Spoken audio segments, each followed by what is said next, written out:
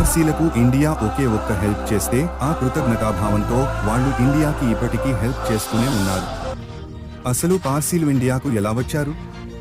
642 CEలో ఇరాన్లోని Parsi umpire సెసానియన్ను Arab ముస్లింలు occupy చేసి వారితో బలవంతపు మత మార్పిడి చేయించారు.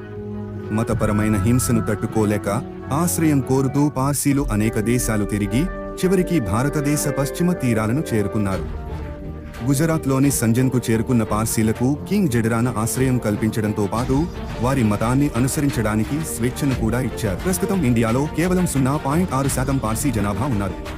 ఈ పార్సీ కమ్యూనిటీలో దాదాభాయ్ నౌరోజీ వంటి స్వాతంత్ర్య సమరయోధులు, హోమీ జహాంగీర్ భాబా వంటి శాస్త్రవేత్తలు, జంషెడ్జీ టాటా మరియు ఫీల్డ్ మార్షల్ సామ్ మానేక్షా వంటి గొప్ప వ్యక్తులు దేశానికి సేవలందించారు. ఇండియాకి first cotton mill, first steel plant మరియు first institute for research in fundamental science వీటన్నింటికీ పార్సీలే మూలం. ఓవరాల్ గా పార్సీలు దేశానికి అందించిన సేవల గురించి మీ అభిప్రాయం ఖచ్చితంగా